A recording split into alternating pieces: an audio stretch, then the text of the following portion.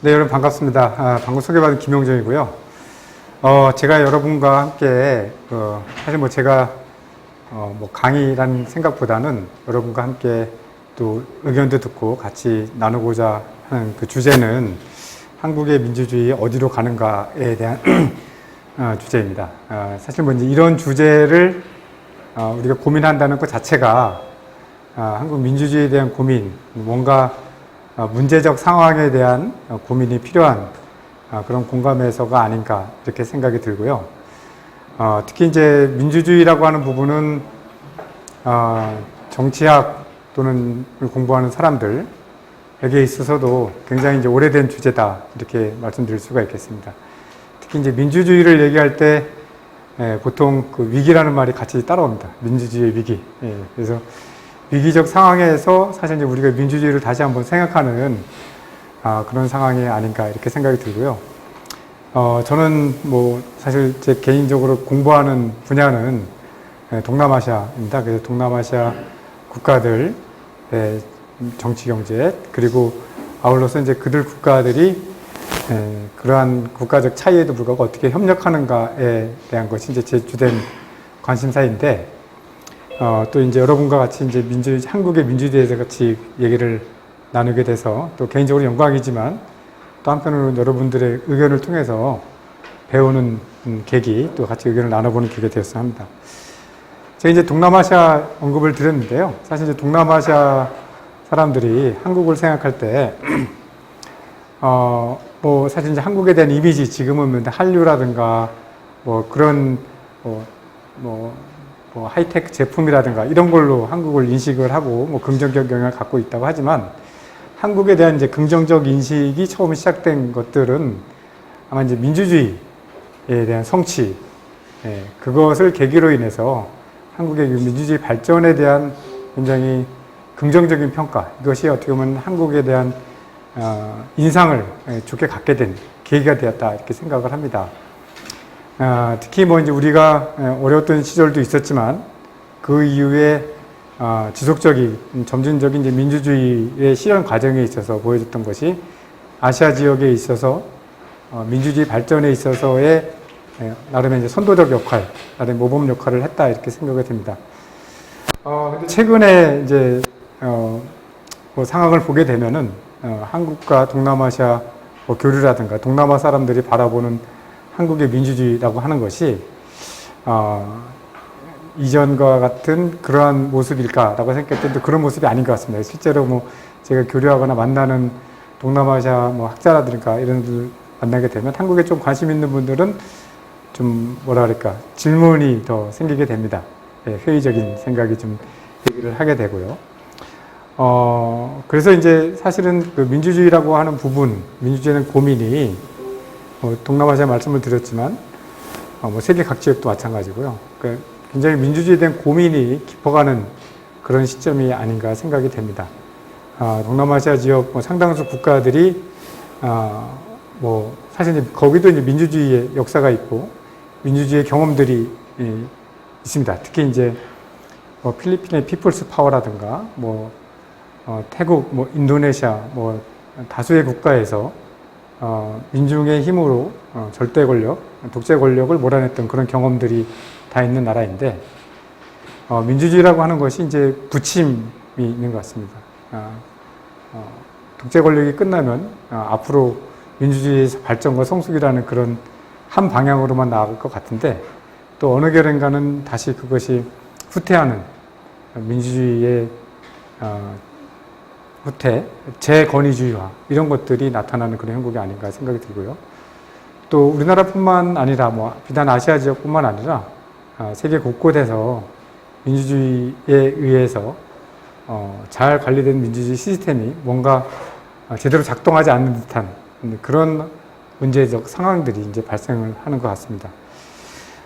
그래서 이제 한국의 민주주의를 이제 바라봄에 있어서 사실은 이제 세계적으로 발생하고 있는 민주주의 실현 또는 성숙의 과정에서 나타나는 그런 문제점. 특히 이제 정치 양극화와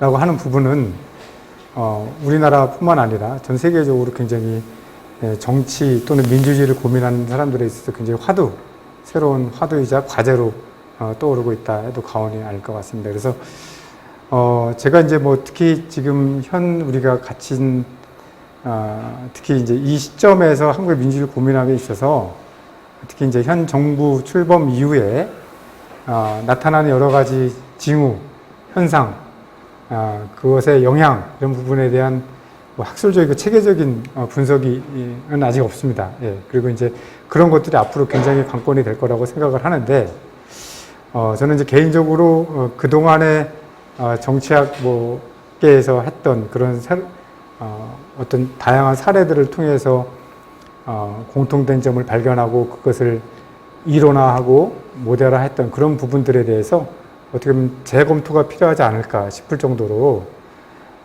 한국의 지금 상황, 그 맥락적인 부분이 어떻게 보면은 위기적 요인들도 굉장히 크고 쉽게 기존의 합리적인 툴로 설명이 어려운 그런 부분들도 있다 이렇게 생각이 듭니다. 그래서 뭐 체계적인 뭐 분석이라든가 근본적 분석이라기보다는 여러 가지 고민을 위한 그리고 이제 벌어졌던 일들에 대해서 같이 여러분들과 같이 한번 고민해보고 생각하는 그런 시간을 갖도록 그렇게 하겠습니다. 혹시 좀 왼쪽으로? 네. 네, 알겠습니다. 사실 이제 뭐 민주주의를 정의하는 것부터가 굉장히 어려운 작업입니다. 그래서 이제 정치학자들 100명이 있다면은 이른바 이제 100개의 민주주의에 대한 정의가 있을 거라고 생각이 되고요. 또 민주주의라는 이름을 걸고 있지만 민주주의 내에서도 굉장히 다양한 질적인 차이 그리고 형태적 차이를 보이고 있다 이렇게 말씀드릴 수가 있겠습니다. 쉽게 얘기하면 그 민주주의의 초기 발전 단계에 있어서의 가장 기초적인 그 민주주의에 대한 정의 또는 필요 요건으로는 자유롭고 공정한 선거를 통한 정권 교체의 가능성, 이것을 이제 민주주의의 가장 기본적인 정의로 보고 있습니다. 그러한 선거가 보장이 되어 있는가, 제도적으로 뒷받침이 되어 있는가. 그렇지만 제도가 법적으로 보장되어 있다고 하더라도 여러 가지 기존 권력에 의해서 그러한 선거 지형을 기존 권력에게 유리하게끔 재편하는 여러 가지 법 제도 이외의 그 편법적인 그런 권력 수단을 활용한 그런 방해 작업이 있을 수 있겠죠. 예를 들면 예달에 우리에게도 있었던 그런 뭐 금품 살포라든가 또는 선거구를 유리하게 획정을 한다든가 아니면은 선거 제도 운영의 자체를 여당에게 좀 더 유리하게 한다거나 아니면 기본적으로 그들이 가지고 있는 권력층이 가지고 있는 기존 정당이 여당 또는 정부 집권 정당이 가지고 있는 이제 메커니즘이라고 하죠. 강한 조직력이라든가 뭐 이제 그런 것들을 활용. 아니면은 집권 여당에게 이제 절대적으로 유리하게 편성된 언론 지형이라든가 이런 것들이 이제 활용이 된다면은 실질적으로 선거는 이루어지지만 그 선거를 통한 정권 교체의 가능성은 굉장히 요원한 경우가 많습니다. 그렇게 볼 수가 있겠고요. 그래서 민주주의를 정의하는 가장 첫 번째 구성 요건인 자유롭고 공정한 선거를 통한 정권 교체의 가능성을 이야기합니다. 이제 그마저도 쉽지 않은 경우가 많았기 때문에 여전히 그런 가장 기본적인 정의도 필요한 그런 상황이 아닌가 이렇게 생각이 듭니다. 그렇지만 이제 우리는 그러한 정권 교체 경험이 당연히 있고요. 그런 수준에서는 어느 정도의 그 민주주의의 제도적 정착을 가져왔다 이렇게 볼 수가 있겠습니다.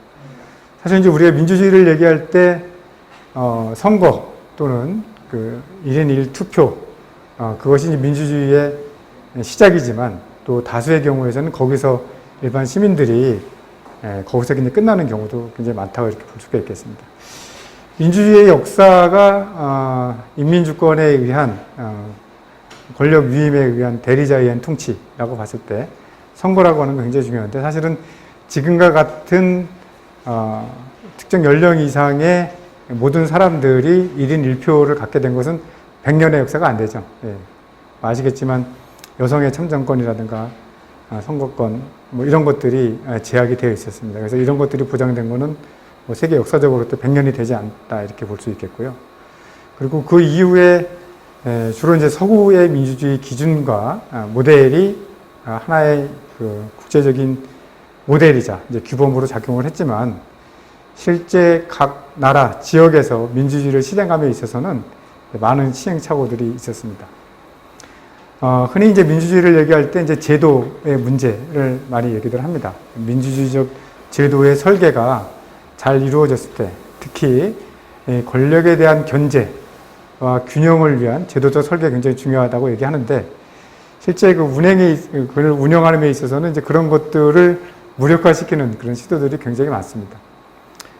분명히 민주적 제도를 가지고 있음에도 불구하고 탄생한 정권이 그러한 민주주의 정신을 정면으로 위배되고 또 권력을 이용해서 그러한 세력 상권 분립이라든가 견제의 원칙을 이제 무력화시키는 경우도 많이 봤습니다. 뭐 대표적인 예가 민주주의의 선진국이라고 할 수 있는 미국 같은 경우도 트럼프 대통령이 탄생하고 탄생 이후에 벌어졌던 많은 비민주적이거나 또는 비상식적인 일들을 생각해 보면 알 수 있겠습니다. 더 큰 문제는 사실 이제 트럼프의 지지율이라고 하는 것이 지금 바이든보다 앞서 있다는데 또 아이러니가 있다 이렇게 생각이 됩니다. 미국이 그럴지언데 사실 이제 미국의 제도를 답습하거나 그대로 이렇게 이식을 했던 뭐 필리핀의 경우라든가 아니면 또 영국의 제도를 이식한 다른 국가들, 뭐 아시아 국가들을 보게 되면은 제도의 이식만으로는 그 민주주의의 발전, 성숙 이런 걸 장담하기 굉장히 어렵지 않나 이렇게 생각이 듭니다. 또 하나는 이제 문화에 관한 것이라고 볼 수 있겠습니다. 그들이 가지고 있는 고유의 문화, 사람들의 기질, 특히 한국 사람들이 가지고 있는 뭐라 그럴까, 불의에 대한 항거, 이제 그런 기백 또는 기질 자체가 민주주의 원동 이렇게 생각을 할 수도 있겠는데, 사실 이제 그런 부분에 있어서는 분명히 이제 각 국가마다 또는 종교적 이유 등으로 인해서 그런 것들이 특정 정치 체제를 형성하거나 유지하는 데 있어서의 중요한 정치적 문화를 형성하는 경우가 꽤 있긴 합니다. 뭐 예를 들면 이제 이슬람 국가들 같은 경우, 이슬람이라고 하는 종교적 교리와 원칙, 그리고 이슬람 교도로서의 삶에 있어서 정치라고 하는 부분이 따로 분리될 수 없다라고 하는 생각, 이런 부분들을 어떻게 현실 정치와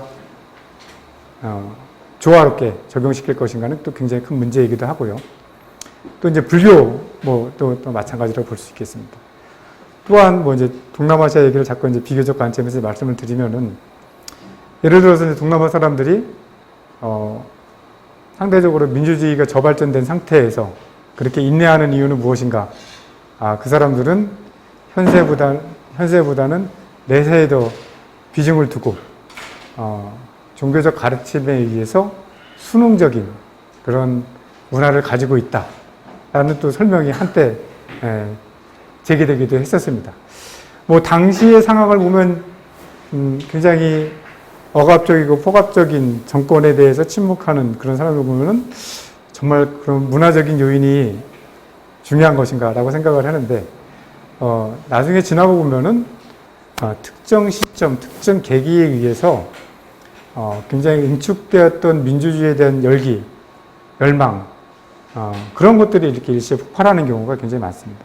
그렇다면은 그거는 또 문화적인 요인에 의해서 하나의 고정된, 잠재된, 그러니까 고정된 이렇게 그런 형태의 민주주의 상을 그리는 것도, 설명하는 것도 굉장히 어렵지 않나 이렇게 생각이 듭니다.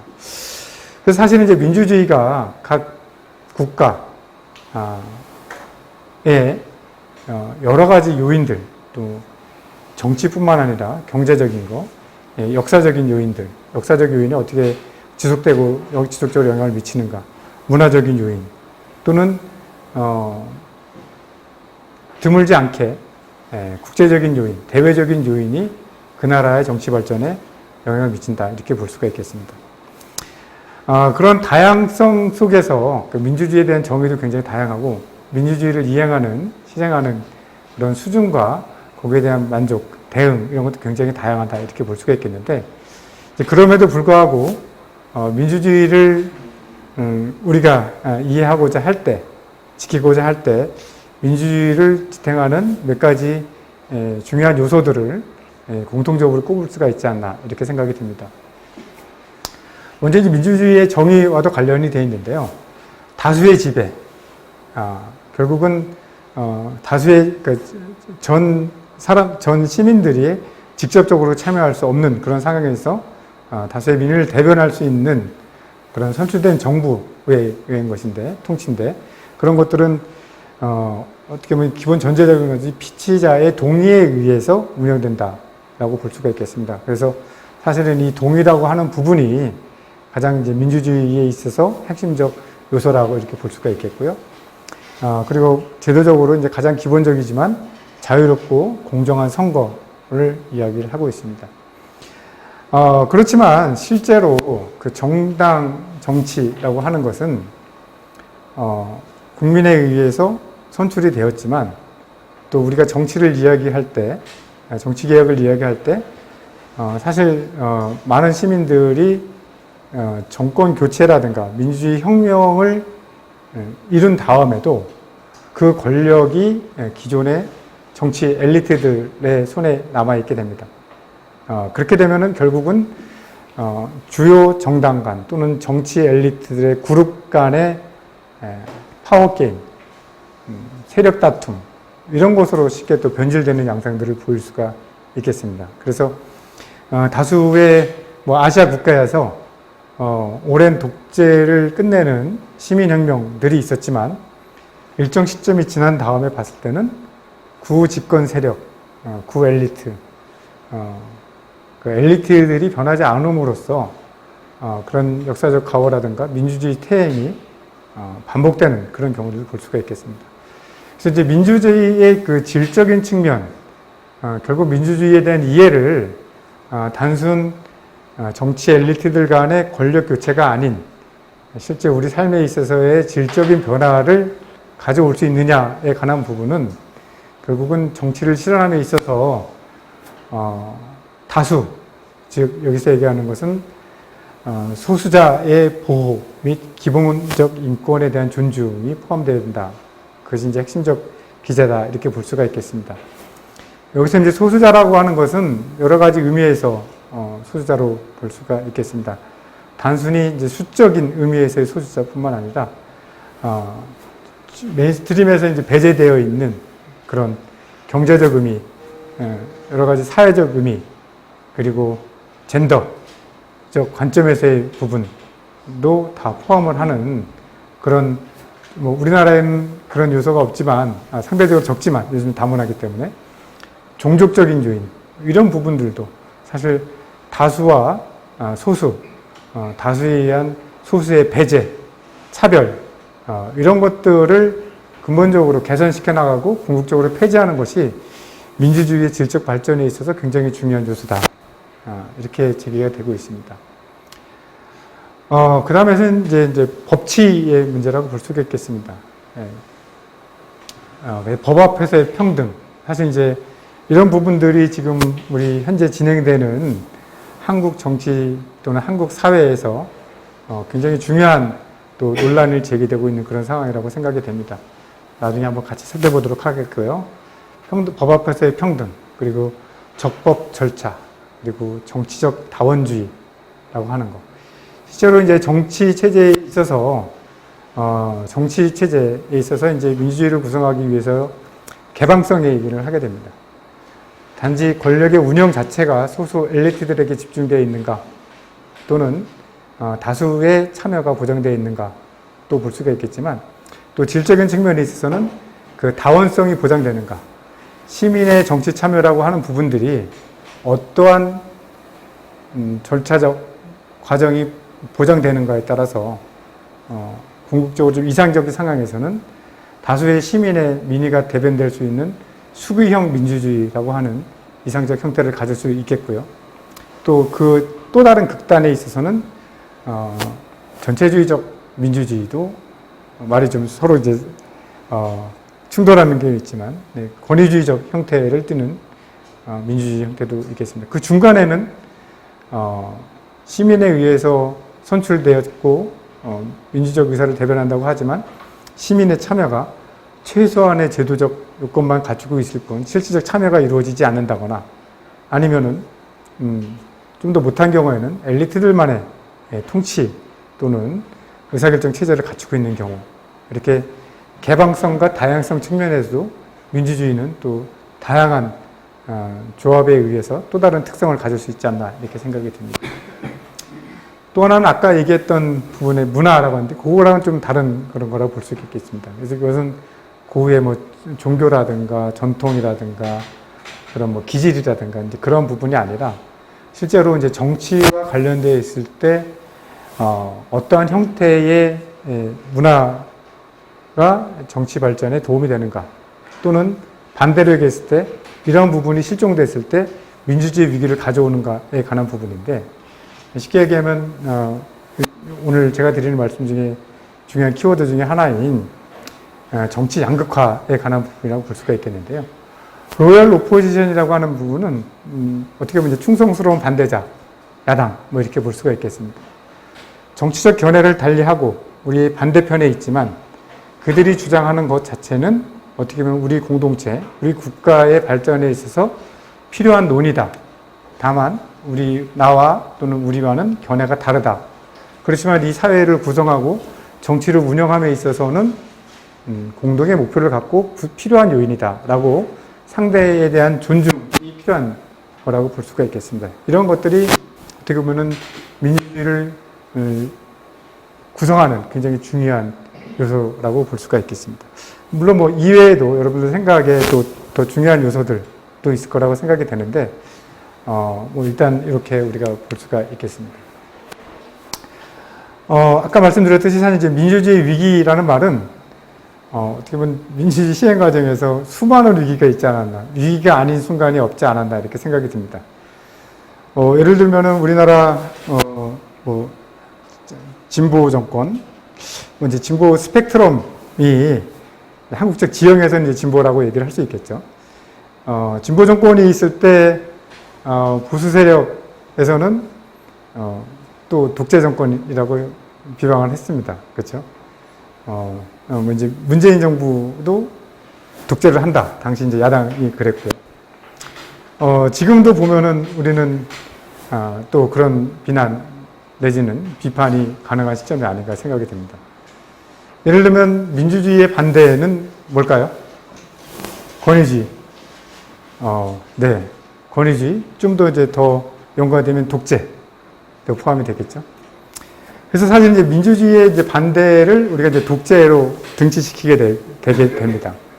그래서 우리가 민주주의를 지탱하는 적임 세력이라고 자청을 하게 되는 순간 상대는 독재가 되는 것이죠. 그래서 상당히 이제 오랫동안 우리에게는 사실 이제 민주주의 발전에 있어 원동력이었고 현실적으로 이제 독재 정권이 있었고 이승만, 박정희, 전두환, 노태우로 이어지는 독재 또는 권위주의 형태의 정권에 맞서면서 어떻게 보면 독재라고 하는 부분이 우리가 공공선 또는 민주주의를 이행하는 과정에서 굉장히 합리적인 목표, 독재주의 타도라고 하는 것이 굉장히 합리적인 목표 설정으로 이루어졌던 건 사실입니다. 이제 그럼에도 불구하고 그 이후에 이른바 87 투쟁으로 항쟁으로 성취된 대통령 직선제 이후에 물론 이제 어려움이 있었지만 그 이후에 수평적 정권 교체가 수평적 정권 교체로 김대중 정권이 탄생한 이후에 몇 번의 정권 교체가 있었음에도 불구하고 그리고 우리가 제도적으로 이러한 권력을 견제하기 위한 꾸준한 제도적 장치를 보완하고 발전시켜 왔음에도 불구하고 우리를 에게 익숙한 정치 프레임이라고 한다는 것은 민주주의라고 했을 때 민주주의 대 독재의 프레임이라는 것이 가장 익숙하지 않나 이렇게 생각이 됩니다.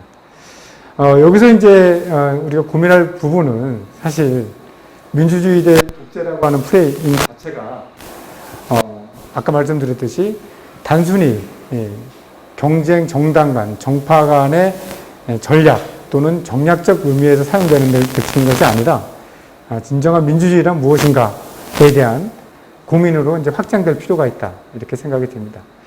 근데 현실에서는 이제 그런 프레임 자체가 좀 혼합되어 있다. 이렇게 볼 수 있고, 또 실제에서는 정당 정치에 있어서의 정략적 측면에서도 많이 의미가 된다. 이렇게 볼 수가 있겠습니다. 그렇다면 이제 민주주의 위기라고 하는 부분은 민주주의 시작과 더불어서 항상 위기였다. 위기론을 얘기를 할 수밖에 없습니다.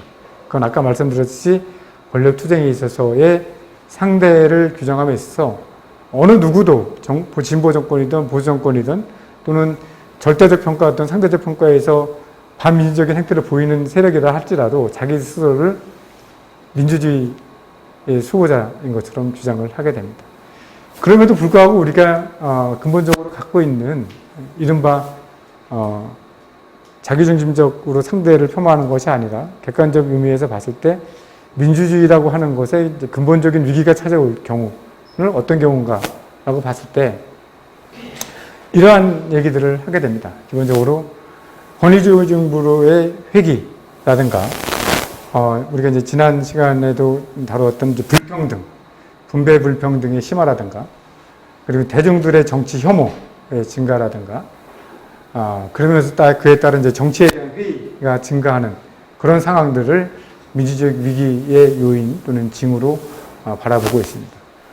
또 한편으로는 민주주의 위기는 급작스럽게 찾아오기도 하는데요.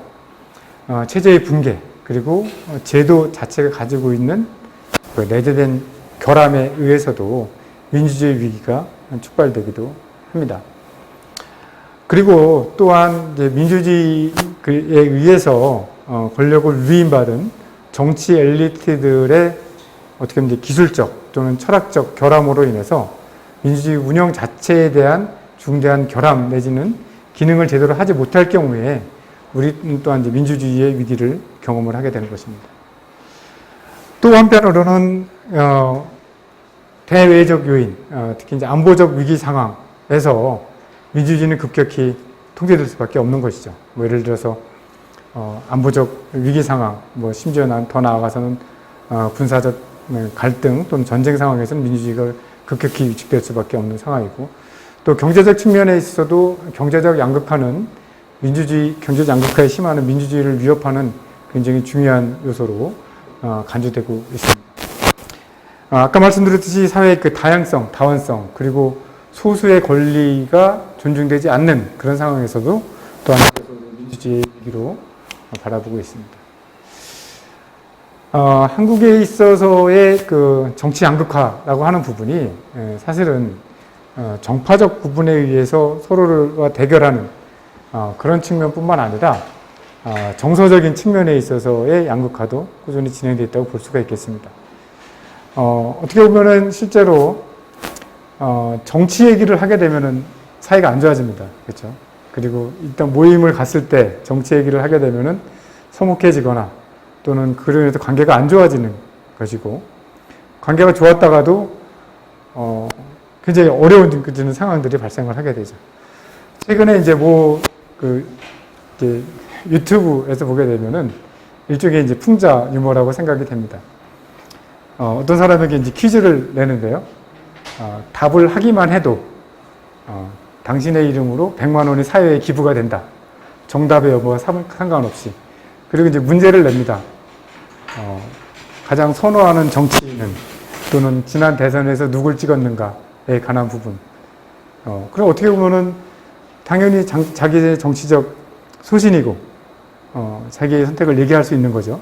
그럼에도 불구하고 굉장히 곤혹스러워합니다. 그러니까 특히 이제 공인된 입장이라든가 그런 대중의 관심을 받는 사람이 자신의 정치적 소신을 밝히는 순간 또 한 부류의 적을 만들게 되고 그들로부터 공격받는 그런 상황들이 되게 되는 거죠. 실제로 정치적 견해를 달리하는 그런 사람들과 뭔가 견해를 좁히려고 하는 그 대화의 시도가 일상에서 많이 실종되었습니다. 주로 정치적 대화를 나누는 사람은 적어도 큰 틀에서 자기 편 또는 자기 진영에 있는 사람들과 대화를 지속할 수밖에 없는 것이죠.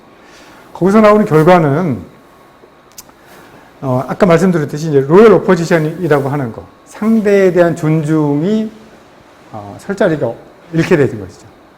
상대를 더 나아가서 정당한 사회 구성 또는 이제 정치 구성원으로서 인정을 하지 않는다거나 또는 더 심각한 경우에는 혐오가 발생하게 되죠. 이런 부분들은 사실 이제 한국 정치에 있어서 안타깝게도 물론 이제 저는 그렇게 생각합니다. 그게 그 현상 자체에 대해서 그런 사람들을 갖는 그런 정서적인 양극화, 내가 특정 사람이 내가 그런 상대에 대한 뭐라 그럴까 호의적으로 할 수 없는 그런 감정을 갖는 것 자체에 대해서 개인적인 잘못이라고 얘기하지는 않습니다. 그렇지만 이제 상황적으로 현상적으로 볼 때 한국에서의 정치적 특히 그것이 갖고 있는 정서적 측면에서의 양극화라는 것은 굉장히 확대되어 왔다.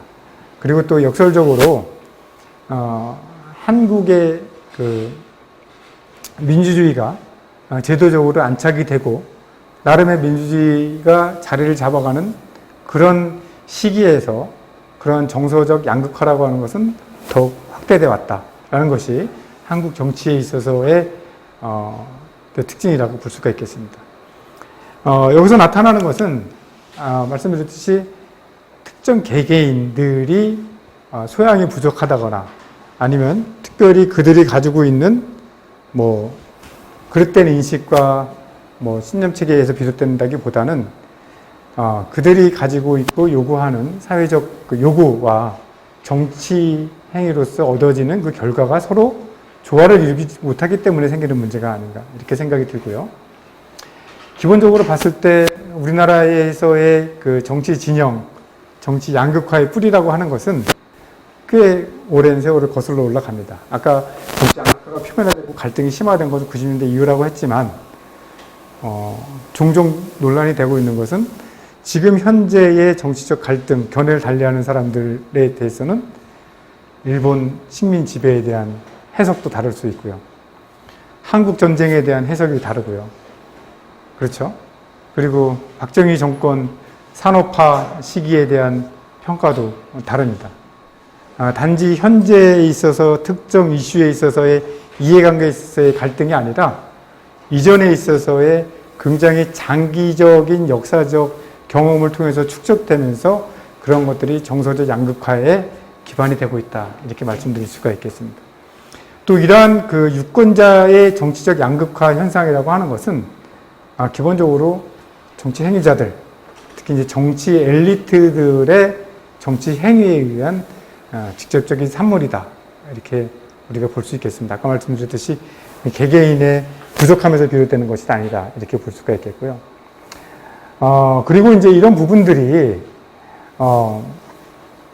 실제 시민들이 정치 참여를 하는 과정에서 특히 선거를 앞두는 과정에서 이러한 정치 혐오라든가 정치 양극화는 더 심화되는 그런 양상을 보이고 있습니다. 지금 우리가 이제 내년에 총선을 앞두고 있는데 아마 지금 모든 사람들이 다 관심을 갖고 있는 부분이 아마 정치 문제가 아닌가 싶어요. 그렇지만 실제로 우리가 정치 문제에 관심을 갖고 있을 때 언론이라든가 이런 데서 보여주는 정치 뉴스라고 하는 것은 어떻게 보면 정치 행위자, 엘리트들, 뭐 쉽게 얘기하면 이준석이 신당을 창당하느냐 마느냐에 관한 그런 굉장히 어떻게 보면은 물론 중요한 이벤트이긴 하지만 굉장히 지역적인 부분에 있어의 특정 행위자의 정치 엘리트들의 초점을 맞추는 그런 이제 언론 영상을 보이고 있는데 거기서 이제 일반 시민들 또는 유권자들이 느끼는 그런 부분은 실제적으로 이제 오랫동안 축적된 상황에서 현재 정권에 대한 또는 뭐 현재 야당 세력에 대한 그리고 그 이전의 정치 행위와 연관된 평가 결부에서 상대에 대한 이해라든가 그런 것보다는 정치적 혐오로 또 발전하는 가능성이 굉장히 크지 않나 이렇게 생각이 됩니다. 그렇지만 이제 여기서 중요한 건 이제 이념 양극화라든가 이제 감정의 양극화를 구분할 필요가 있는데 이념적 양극화라고 하는 것은 어떻게 보면은 정치적 신념이라든가 또는 정치적 생각의 차이에 관한 부분이지 그것 자체가 기본적으로 이념적으로 굉장히 다양한 스펙트럼을 가질 수가 있고 그 스펙트럼의 존재는 어떻게 보면 그 사회의 다원성, 다양성을 확보하는 그런 길이기도 합니다. 그렇지만 여기서 이제 문제시 되는 것은 이제 감정적인 양극화 정서적 양극화라고 볼 수 있는 거죠. 서로를 혐오하고 서로의 존재를 인정하기 굉장히 어려운 그런 부분이라고 볼 수가 있겠고요. 특히 문제가 되는 것은 권력을 잡은 사람 입장에서 상대에 대한 무시 이런 것들은 독단적 판단 그리고 독재적 권위주의화를 부추길 그럴 가능성이 굉장히 높다 이렇게 볼 수 있겠습니다. 국정 운영의 파트너로 인정하지 않는 부분 그런 부분들은 상당히 정치 행위자의 행위로 끝나는 것이 아니라 시민들의 정서적 정치 양극화를 부추기는 하나의 요인이 될 수 있다 이렇게 볼 수 있겠습니다. 기본적으로 이제 민주주의 위기를 많이 얘기를 하게 되는데요. 뭐 한국만의 문제가 아닙니다. 그래서 레빈스키라고 하는 학자가 쓴 책에서 민주주의의 위기, 특히 아까 얘기했던 아까 이제 권위주의라고도 얘기했지만 보다 더 심각한 전체주의로의 퇴행을 우리가 알 수 있는 그러한 징후들, 전체주의로의 퇴행, 민주주의의 전체주의의 퇴행을 가져올 수 있는 굉장히 위험한 주요 신호에 대해서 이야기를 하고 있습니다. 들어봤을 텐데요. 뭐 여기서 이제 저자는 이렇게 얘기합니다. 민주주의는 극단적 양극화 현상 속에서 기본적인 규범, 즉 정당적 측면에 봤을 때 정당이 상대 정당을 인정하는가, 정당한 경쟁자, 아까 얘기했던 로열 오포지션에 관한 얘기라고 볼 수가 있겠습니다. 상대를 인정하고 상호 관용과 이해, 그리고 제도적 권리를 행사하는 과정에서 자기에게 주어진 권한이라고 하는 것은 개인의 권력이 아니라는 거죠. 제도적으로 보장된 선에서, 제도가 허용하는 선에서 위임된 권력을 행사한다라고 볼 수가 있는데, 그것을 개인적 차원의 권력을 사유한다거나 그러한 권력을 행사함에 있어서 신중함을 잃지 않을 때, 일치한 자세를 상실할 때, 즉 그런 신중함을 상실할 때 민주주의가 파멸한다 이렇게 경고를 하고 있습니다. 그런데 구체적으로 네 가지의 위험한 그 신호에 대해서 이야기를 하고 있습니다. 첫 번째는 민주주의 규범에 대한 거부 혹은 규범 준수에 대한 의지 부족을 들 수 있겠습니다. 아마 이제 이 얘기를 들으면서 지금 현재 한국 정치 또는 사회가 당면한 여러 가지 문제들, 쟁점들과 연관 지을 수 있다 이렇게 생각이 됩니다. 그래서 저는 이 네 가지 신호를 이렇게 읽으면서 굉장히 위기감을 느끼는, 직감정할 수 있는 그런 현상이 아닌가 생각이 됩니다.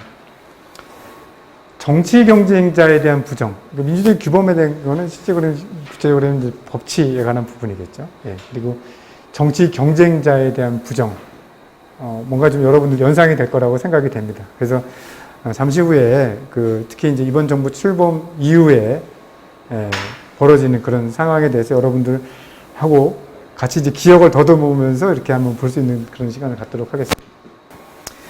폭력에 대한 조장이나 묵인 있죠.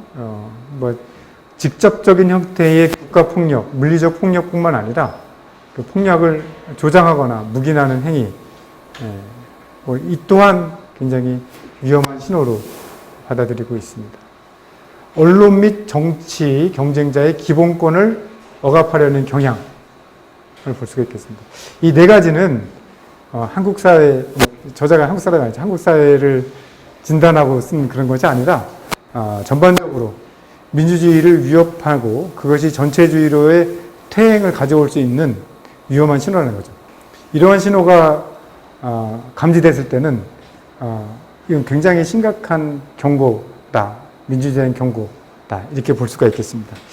이걸 한번 기억해 보시고 나중에 우리가 최근 1, 2년의 쟁점들을 한번 돌아볼 때 어떤 부분에 해당이 되는지에 대해서 한번 여러분들이 참고하셨으면 좋겠다는 의미에서 담았습니다. 사실 이제 우리가 아까 얘기했지만 민주주의를 얘기함에 있어서 이제 한국의 오랜 민주주의 역사를 같이 볼 필요가 있겠지만, 뭐, 시간 제약상, 그리고 지금 당면한 우리의 문제를 고민한다는 그런 의미에서, 최근 1, 2년, 특히 이제 윤석열 정부, 들어서서 생겼던 그런 문제들에서 우리가 고민을 해볼까 생각이 됩니다. 생각을 해볼까 합니다. 윤석열 정부가 이제 1년이 된 시점에서 여론조사가 있었습니다. 여러분들 이제 대선 과정을 다시 기억을 되돌려 보시면, 1위와 2위 그 표차가 몇 퍼센트 정도였는지 기억나시나요?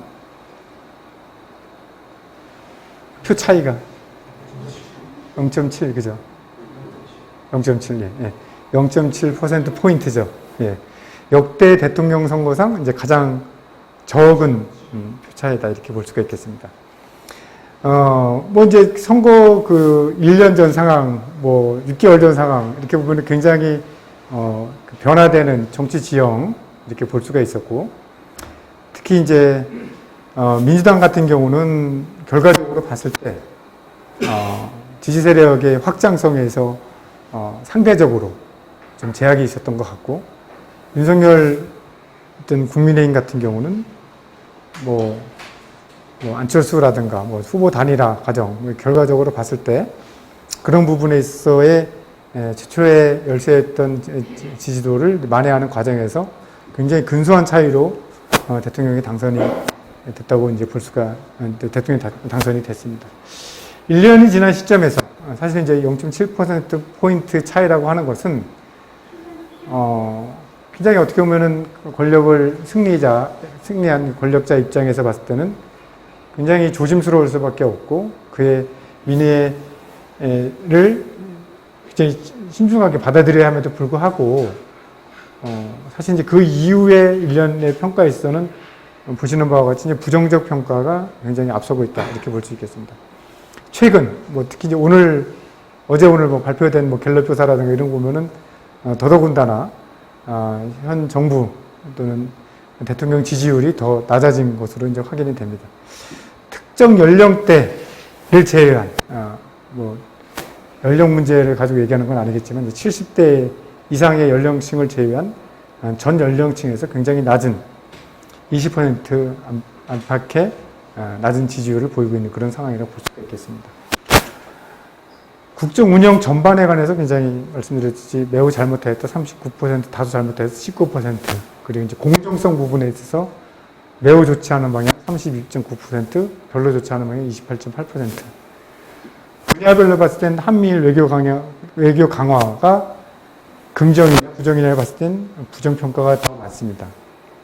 사실 이제 윤석열 정부가 나중에도 말씀드리겠지만 가장 내세울 수 있는 것이 이 외교 부분.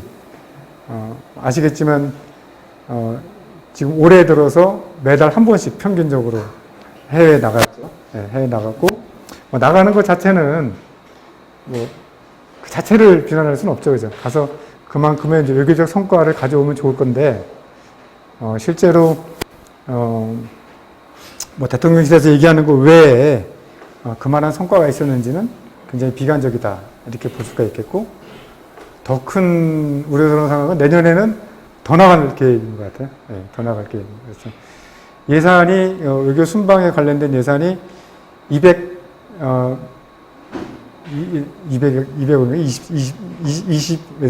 200억이죠. 200 얼마에서 추가로 300억 규모가 추가가 돼서 이제 500억 원대를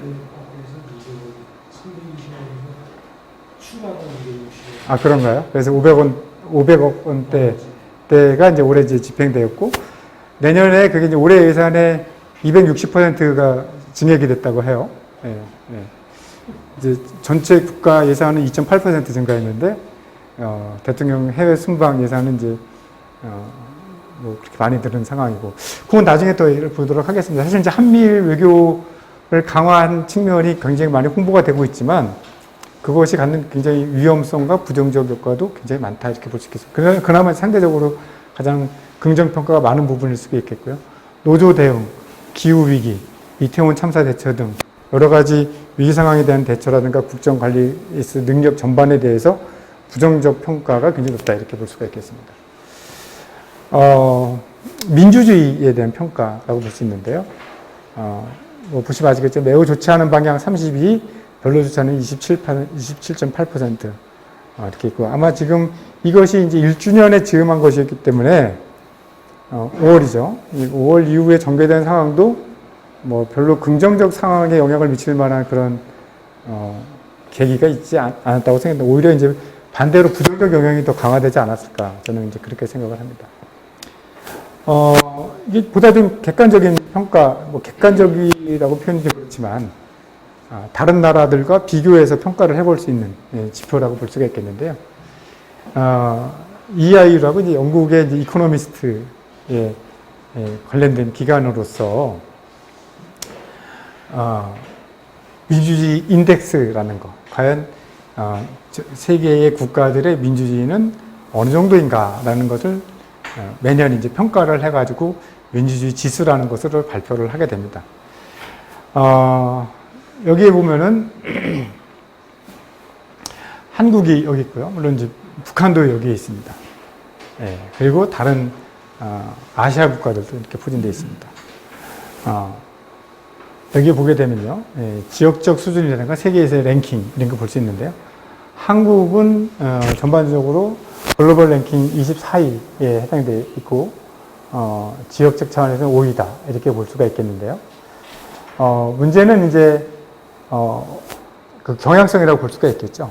그래서 실제로 이제 전년 평가라고 본다면은 이 전에 인덱스 민주주의 지수와 비교했을 때 8계단 후퇴를 했습니다. 그리고 그것의 지표, 예를 들면 여기 이제 풀 데모크라시라고 하는 거, 완전한 민주주의라는 카테고리에 들어가 있는데요. 그러면 우리가 굉장히 안도할 것 같지만 사실 이 완전한 민주주의와 그 밑에 있는 것이 이제 결함 있는 민주주의입니다. 어떤 기준으로 보더라도 완전한 민주주의와 거리가 있는, 결함이 있는 민주주의다 이렇게 볼 수 있는데요. 그 결함 있는 민주주의의 경계가 8.0입니다.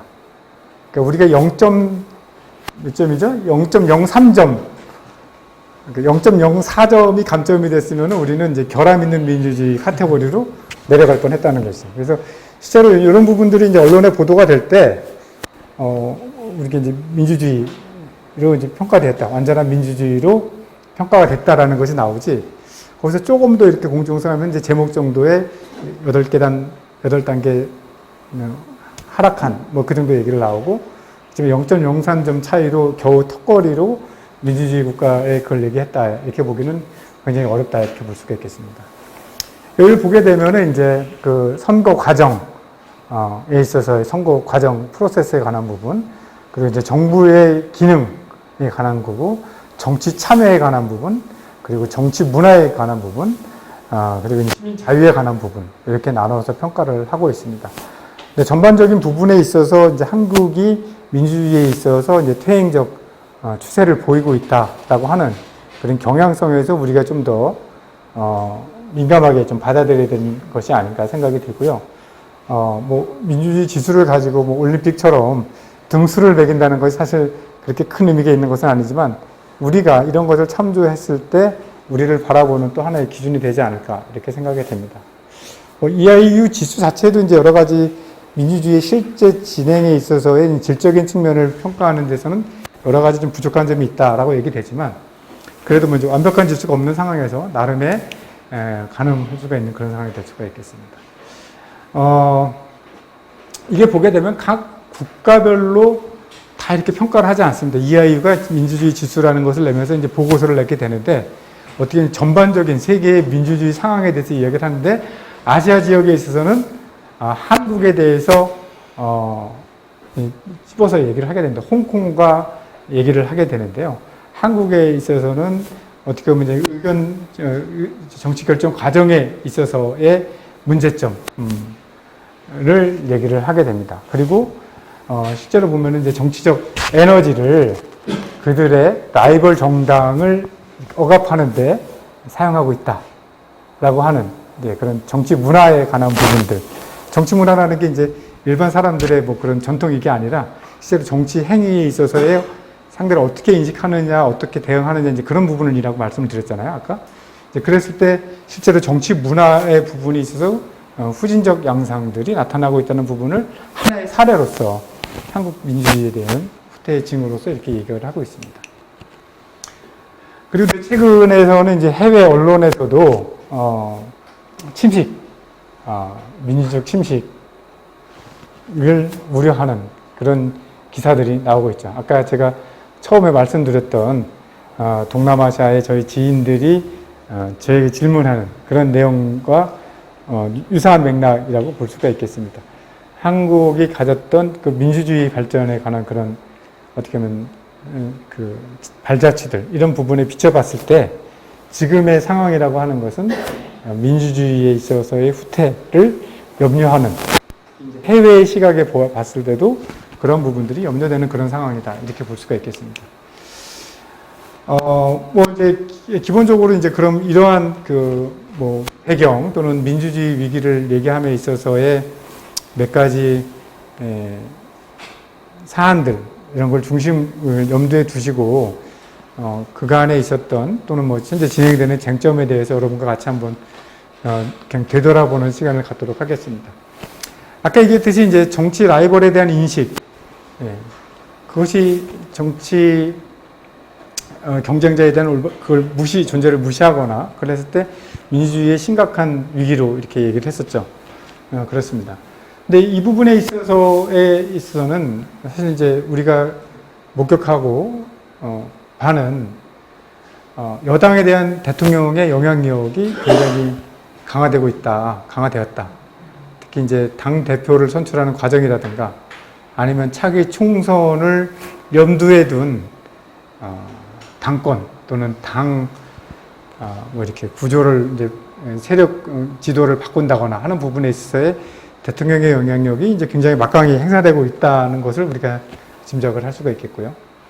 그리고 야당 대표에 대한 검찰의 수사가 굉장히 몰입하고 있다 이렇게 볼 수가 있겠습니다. 그래서 흔히 이제 일각에서는 그 이재명 대표의 사법 리스크로 이야기를 하고 있지만 정상적인 수준의 것을 넘어서는 검찰의 야당 대표에 대한 그 몰입적인 수사, 지변 수사라고 하는 것은 굉장히 정치 문화에 있어서 우려할 만한 상황이다 이렇게 볼 수가 있겠고, 그 대통령이 이제 집권 뭐 1년하고 반이 지난 시점에서 야당 대표와 공식적인 대화 자리를 갖지 않았다는 거, 이거는 야당 대표를 국정 운영의 파트너로 인정하지 않는다라고 하는 그런 부분들을 볼 수가 있겠습니다. 그래서 아까 말씀드렸던 이제 민주주의 또는 전체주의로 퇴행 가능성을 알리는 중요한 신호 중에 하나에 우리가 연관 지을 수 있지 않을까 이렇게 생각이 됩니다. 또 하나는 이제 법치라고 볼 수가 있겠는데요. 법치는 크게 이제 우리가 룰업으로 법에 의한 아니죠. 이제 법의 통치라고 볼 수 있겠습니다. 법령에 의한 통치 이렇게 볼 수가 있겠는데요. 실제로 법으로 권력을 통제하는 국가법의 원리에 의해서 대통령은 법치의 대상일 그 권력을 휘두르는 그 주체가 될 수가 없다라는 거죠. 그러니까 대통령이라는 그 직 자체도 법치의 테두리 내에 있어야 한다 이렇게 보여지는데, 그것을 권력을 휘두르는 권력으로서 활용하는 그런 주체가 되고 있는 그런 상황이 굉장히 위험한 상황이라고 볼 수가 있겠습니다.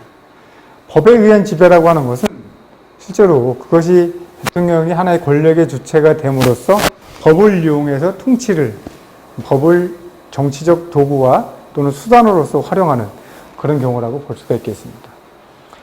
법치라고 하는 것은 사실은 법의 통치라고 하는 부분은 민주주의 구성에서 굉장히 중요한 부분임에도 불구하고, 실제 이제 1, 2년간 벌어졌던 일을 보게 되면은, 국회에 대한 입법권을 이제 무력화시키는 이제 그런 형태들이 많이 나타났다 이렇게 볼 수가 있겠습니다.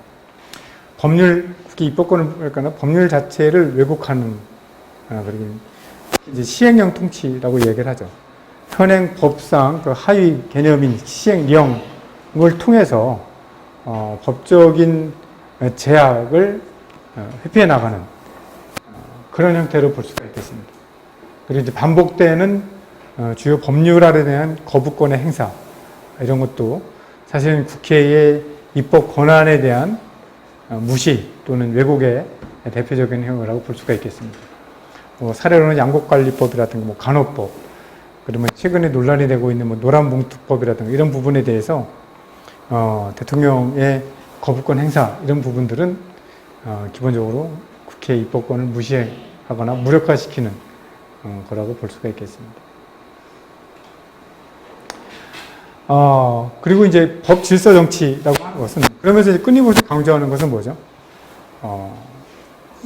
문제가 있으면은 수사를 받으면 될 것 아니냐. 떳떳하게 받고, 결과에 따라서 모든 것이 판명이 될 텐데 뭘 두려워하냐라고 하는데, 사실 그런 부분들이 이제 공정하게 진행이 되지 않는다는 것의 문제죠.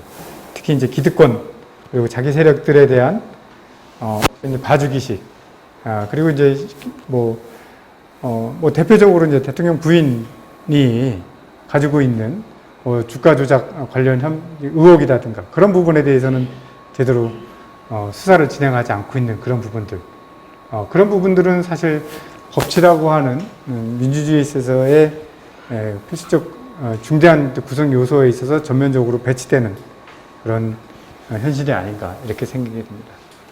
아까도 말씀드렸지만 실제로 시행령 정치라는 것이 기본적으로 이 정부에 들어서서 통치의 가장 특징이 아닌가 이렇게 생각이 듭니다. 그리고 여러 가지 논란이 됐던 그런 사안들도 있었죠.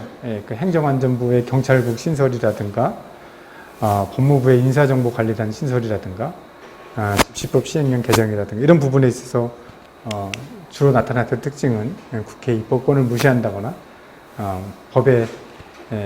법치에 있어서의 왜곡의 현상들이라고 볼 수가 있겠습니다. 또 하나는 정부의 기능에 관한 부분이라고 볼 수가 있겠는데요. 정부 기능, 특히 이제 인사 정책을 단행하는 데 있어서 특히 이제 우리가 여러 가지 역대 정권에서 보게 되면은 그 정권을 특징 짓는 그런 용어들이 나타나잖아요. 그죠? 특히 이제 이번 정부에서 나타나는 그 인수위 시절에 나타난 특징은 서울대 출신 50대 남성, 이런 것들이 굉장히 특징적인 요소였다고 볼 수가 있겠고요.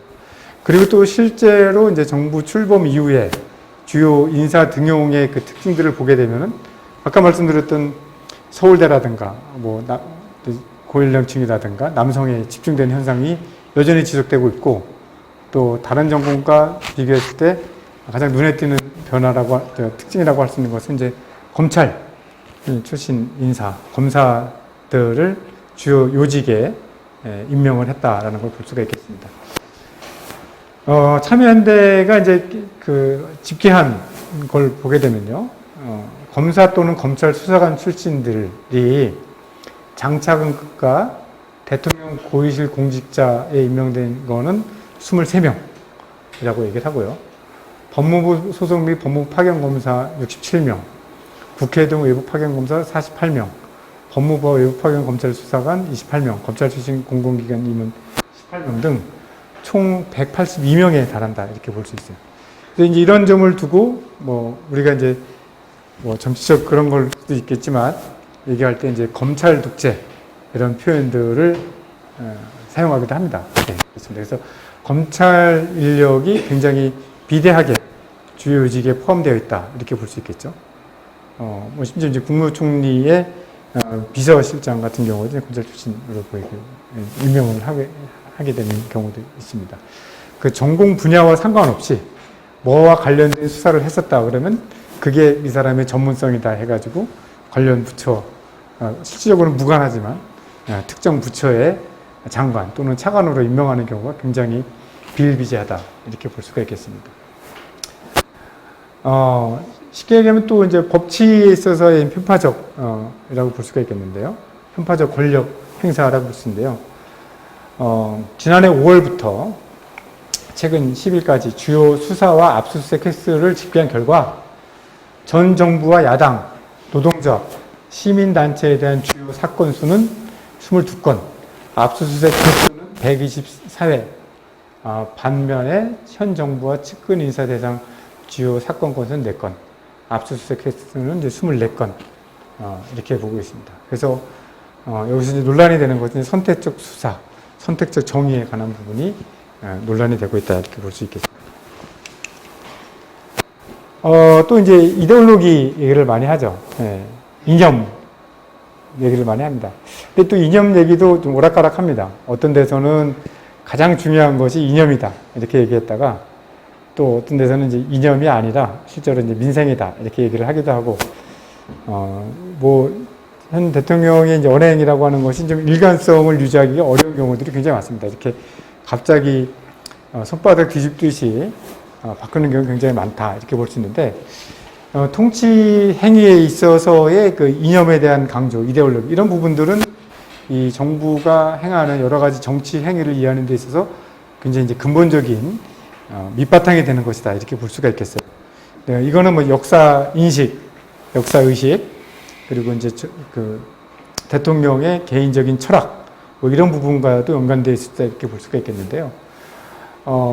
실제로 이제 여기서 이제 공산 전체주의와의 대결을 선언을 하게 되는 그런 문제도 있었죠. 그래서 공산 전체주의, 이것도 굉장히 이제 신조어에 가까운 그런 걸 볼 수가 있겠는데, 실제로 이제 광복절 경축사에서 일본의 과거사 문제라든가, 그런 부분, 일제 식민 통치라든가 해결되지 않은 그 일본의 과거사 문제 및 사죄에 대한 그런 것이 언급이 없이 실제로 굉장히 다른 부분, 공산 전체주의의 대결에 대해서 언급을 하고 있습니다. 특히 이제 여기서 얘기했던 것이 공산 전체주의 세력은 늘 민주주의 운동가, 인권 운동가, 진보주의 행동가를 위장하고 허위선동하고 야비하고 패륜적인 공작을 일삼아 왔다. 조작 선동으로 여론을 왜곡하고 사회를 교란하는 반국가 세력들이 여전히 활개치고 있다. 이 발언은 굉장히 유명해졌죠. 그리고 논란이 되었다 이렇게 볼 수가 있겠습니다. 그래서 실제로 여기서 나타나고 있는 것은 하나의 이념적 그런 어떻게 보면 굉장히 편향성을 드러낸과 동시에 이것이 과거에 대한 인식으로 끝나지 않고 현재 야당 또는 시민사회단체 이런 사람들을 어떻게 인식하고 있는가, 거기에 대한 인식의 그런 한 단면을 보여주는 부분이다 이렇게 생각을 하고 있습니다. 또 여기서 얘기하는 것이 이제 항상 자유민주주의를 얘기를 합니다. 이거는 자유민주주의라고 얘기했을 때 이 자유라고 하는 것의 대척점, 반대는 뭐지 자유에 대한 철학적 뭐 개념 뭐 그런 부분이 아니라 말 그대로 공산 세력을 적으로 설정하고 우리는 공산 세력이 아닌 공산 세력에 반대하는 공산 세력으로부터 우리를 지킬 수 있는 그러한 하나의 정치 이데올로기로서의 자유라는 것이 여러 가지 발언과 정치 행위의 맥락을 통해서 봤을 때는 그렇게 이해되는 그것이 이제 자유민주주의라는 용어로 활용되고 있다, 사용되고 있다 이렇게 이해가 가능하다고 볼 수가 있겠습니다. 그리고 뭐 이제 여러 가지 일일이 뭐 예를 든다는 게 여러분들한테 좀 피곤한 일일 수도 있다고 생각이 드는데, 그런 현재 지금 우리 문제를 보기 위해 다시 한번 기억을 더더욱 차원에서 볼 때는, 자유민주주의라는 우리 헌법 정신, 그리고 우리 사회의 제도와 질서가 다 성경 말씀에 담겨 있고, 거기에 나온다고 했습니다. 이런 부분이죠. 특히 이제 실제로 이런 종교적 요인과 결부시키는데, 사실 이거는 정치 철학이라든가 종교적 연관성 자체가 억지로 이제 연결시키는 그런 부분들이라고 볼 수가 있고, 자유민주주의가 언제 어디서나 만병통치약처럼 쓰이고 있는, 활용되고 있는 그런 하나의 사례라고 볼 수가 있겠습니다. 역대 정부에서 사실 이제 우리가 북한과 또 이제 공존하고 있는 시점, 분단국가 입장에서 아까 말씀드렸듯이 자유민주주의라고 하는 것은 그런 이데올로기적 측면을 강하게 내포하고 있다 이렇게 볼 수가 있겠는데요.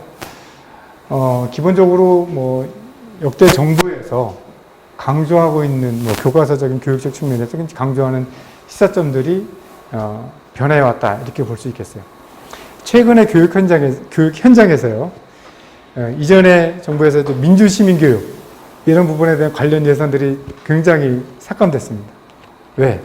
민주주의라고 하는 부분이 마음에 들지 않는 거죠.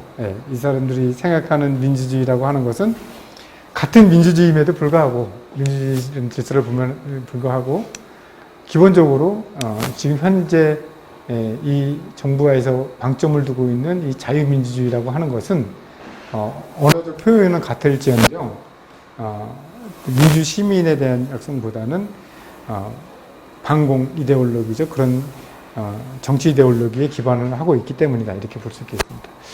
또 하나 이제 재미있는 점은 그 근본을 아직 좀 찾기는 굉장히 어려운데, 세계 시민 교육이라는 것을 굉장히 많이 강조를 하고 있어요. 대통령 취임사에도 세계 시민이라는 말이 나왔습니다. 혹시 기억하시는지 모르겠어요. 세계 시민이라는 말이 나오고, 또 여러 차례 보게 되면 이제 세계 시민이라는 말을 이제 강조를 많이 합니다. 그래서 민주시민 교육보다는 또 세계 시민 교육에 대한 얘기를 하고 있는데, 저도 사실 이제 학교 현장에서 세계 시민 이야기를 많이 했었는데, 갑자기 이번 정부에서 세계 시민을 강조하면서 내가 얘기하는 세계 시민이 뭔가 좀 잘못된 건가, 아니면 오히려 내가 사용하는 세계 시민이라는 용어 자체에 대한 굉장한 신중함이 생기기 시작했습니다.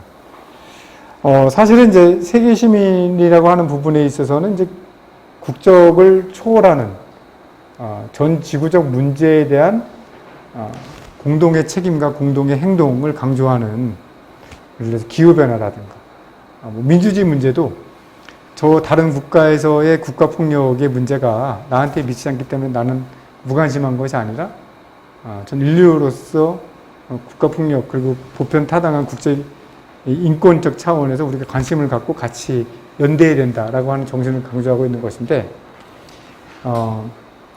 어떠한 그런 맥락적 의미 없이 사용되는 세계심이라는 것의 개념은 어떻게 보면 무국적성, 그리고 무책임, 뭐 이런 부분들과 오히려 더 가깝지 않나 이런 생각이 들 정도라고 보여지게 됩니다. 어쨌든 이제 그런 기준에 따라 다르고 있는데요. 교육 현장에 있어서도 정부의 정권의 변화에 따라서 민주주의 교육이라든가 이런 부분들이 굉장히 영향을 받고 있지 않나 이렇게 생각됩니다. 더 말할 것도 없는 것은 이제 통일교육 같은 거 있죠. 통일교육 같은 거. 통일 또는 북한 통일교육 이런 부분들이 아시겠지만 통일부의 역할과 위상이 많이 축소되고 통일부의 역할 자체가 어떻게 보면 남북 간의 긴장을 완화하고 대화를 촉진하고 통일의 여건을 조성해야 되는데 북한에 대한 부정적 이미지를 부각시키고 남북 간의 긴장을 오히려 조장하는 그런 형태로 바뀌고 있지 않나 이렇게 생각이 들어요. 교육 현장에서 이제 북한 통일 교육은 이전에는 교육의 방점이 남북한에 대한 신뢰 구축, 상호 이해 이런 부분에 방점이 있다 이렇게 보여지죠. 물론 여러 가지 차이와 문제점에도 불구하고 그런 것들을 강조하는 것보다는 보다 이제 긍정적이고 미래지향적인 부분에 있어서의 발전적 상황에 대해 초점을 맞췄다고 한다면은 지금 정부 들어서의 통일교육이라고 하는 것은 이제 북한 인권이라든가 이런 부분에 굉장히 방점이 찍혀 있다 이렇게 볼 수 있겠습니다. 이제 이런 부분들이 국정에서 특히 기회에 있을 때마다 국내에서건 해외에서건 끊임없이 강조하는 자유민주주의라고 하는 부분에서 연관된 것인데 그 자유라고 하는 것의 개념이 하나의 정치적 대처점에서 사용하는 자기 방어적 그런 기제로서 활용되고 있다 이렇게 말씀드릴 수가 있겠습니다. 정부의 기능과 관련해서 또 하나 이제 우리가 문제점으로 지적할 수 있는 것이 이제 정부의 책임 회피다 이렇게 볼 수가 있겠죠.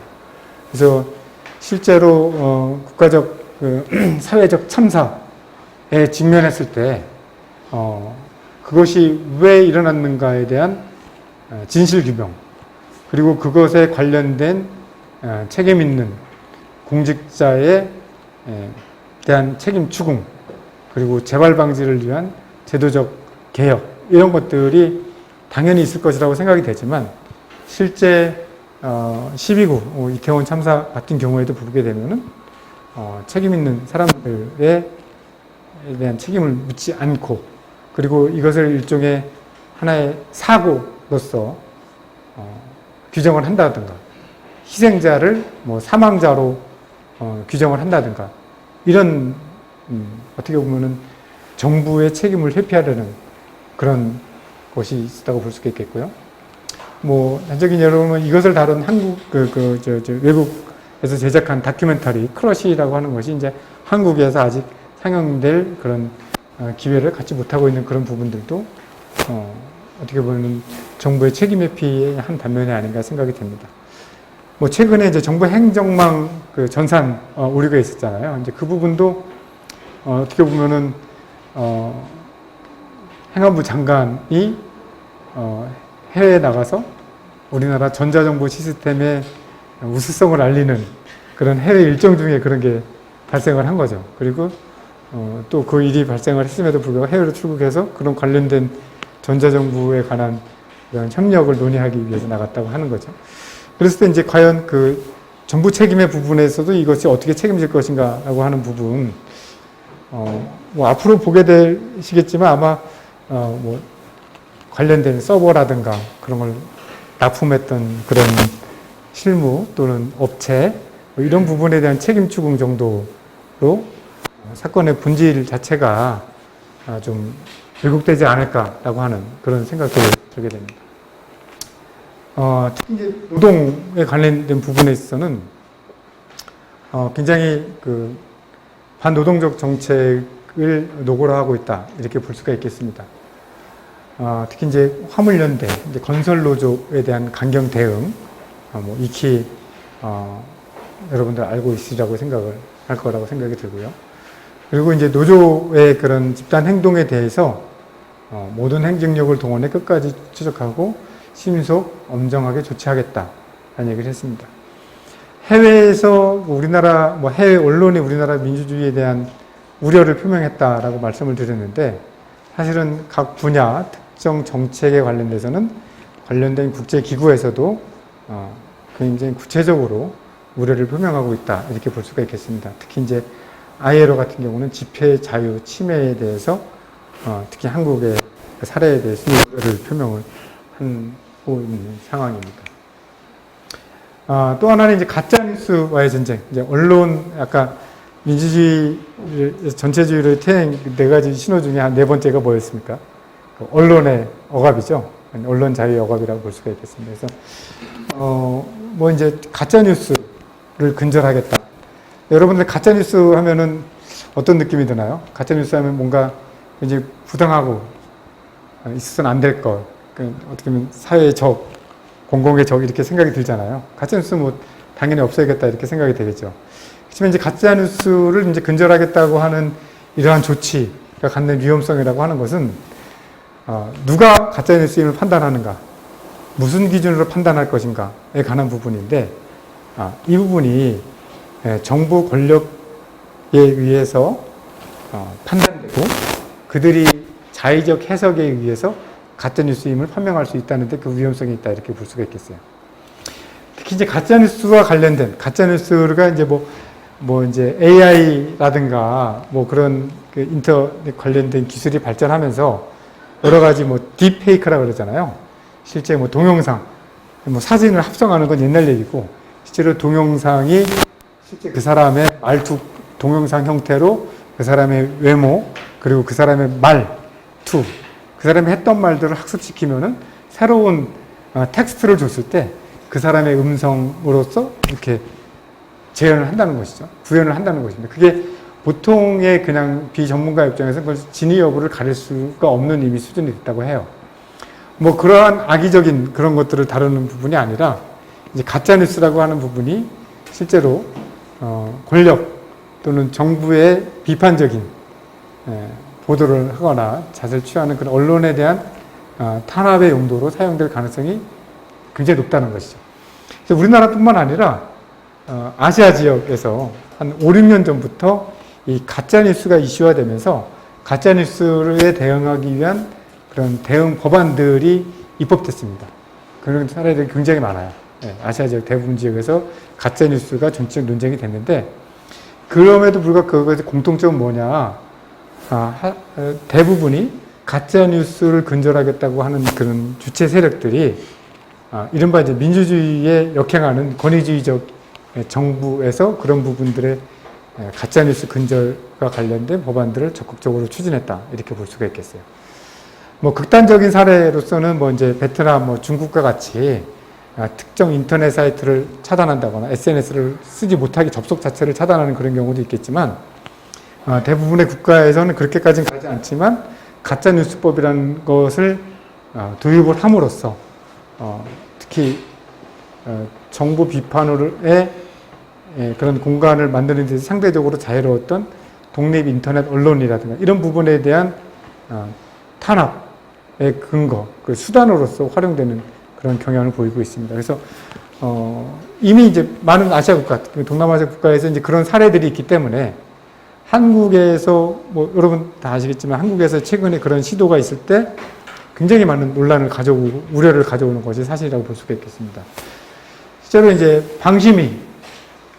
방통위 하나 이제 방심위가 가짜뉴스 심의 전담 센터를 출범시켰는데 외부의 우려뿐만 아니라 실제로 방심위 내에 팀장들이 이제 집단으로 반발을 하는 그런 상황들이 생겼습니다. 그래서 여기서 하겠다고 한 것은 기본적으로 뭐 공영방송, 공중파 방송뿐만 아니라 인터넷에 기반한 유튜브라든가 이런 부분까지 자기들이 심의를 해서 가짜뉴스로 판별될 경우에는 그 자체의 계정 폐쇄라든가 이런 것들을 적극적으로 이끌어내겠다라고 하는 의지를 수차례 밝힌 바가 있습니다.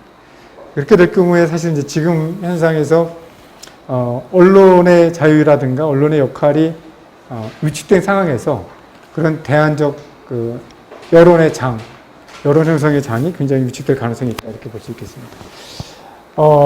그리고 이제 일각에서는 이런 게 가짜 뉴스가 아니라 가짜 뉴스라는 말은 옳지 않다 현상에 대해서 그랬고 만약에 정말 우리가 근절해야 될 그런 문제적 소지라고 하는 것은 가짜 뉴스가 아니라 가짜 뉴스를 불러야 되는 게 아니라 허위 정보, 그러니까 진실 자체, 사실 자체에 기반하고 있지 않은 허위 정보로 불러야 된다. 그리고 허위 정보를 우리가 근절해야 된다는 거지 정치적으로 자의적으로 해석될 수 있는 가짜 뉴스의 개념이라고 하는 것은 여러 가지 위험성을 내포한다. 이제 그런 말들을 하게 됩니다. 언론 지수 뭐 보게 되면 아까 민주주의 지수와 비슷한데요. 한국은 상대적으로 언론의 자유가 보장된 것으로 알려져 있으나 최근에 이제 한국의 순위는 전년 대비 4위가 하락한 47위를 기록을 하고 있습니다. 뭐 이제 또 관련돼서 역사의 자의적 해석, 역사 논쟁을 많이 일으켰죠. 홍범도 일본사관학교에서 흉상을 제거한다든가, 역시 민중학생에 대한 기념식 불참이라든가, 5.18 기념사라든가 광부 축사에서 사실은 그 역사적 그 본질을 외면하는 그런 축사로 이제 논쟁을 빚고 있습니다. 노조에 대한 그 노조관을 드러내는 그런 볼 수 있겠는데요. 특히 이제 정부 여당, 특히 이제 여당 국민의힘에서 이 노조에 대한 이야기를 하면서 홍보했던 그런 홍보물입니다. 그래서 노조 자체를 종북과 연결시키는 그런 프레임을 갖고 이런 생각을 하고 있다는 것, 사실은 이제 굉장히 좀 우려스러운 상황이다 이렇게 볼 수 있겠습니다. 그리고 또 이제 외교의 영역인데요. 이거 이제 마지막으로 하고 여러분들 같이 의견 나눠보도록 하겠습니다. 이번 정부에서 나온 거는 가치 외교라는 것을 들고 나왔습니다. 가치 외교. 가치가 뭐냐 하면은 여기서 얘기하는 가치는 자유, 평화, 번영 이렇게 되겠습니다. 자유, 평화, 번영. 뭐 다 괜찮은 것 같은데 본질적으로 보면은 아까도 얘기했지만 여기서 얘기하는 자유가 무엇인가? 또는 평화를 이야기하지만 평화를 어떻게 규정하고 어떻게 접근하는가의 문제, 번영의 문제도 이제 우리가 눈여겨볼 필요가 있는데 우선 이제 평화를 이야기하면서 힘에 의한 평화를 이야기를 하고 있습니다. 여기서 평화는 직접적으로 이제 북한과의 관계를 이야기할 텐데요. 더 나아가서는 미국과 중국의 그런 경쟁 관계에 대한 얘기도 포함될 수 있겠습니다. 기본적으로 국제사회에서 평화를 달성하기 위한 여러 논쟁들이 있고 접근들이 있는데 여기서 얘기하는 힘에 의한 평화는 물론 무시할 수 없는 부분이지만 그것이 평화를 가져오기보다는 또 다른 갈등을 가져올 가능성이 굉장히 큽니다.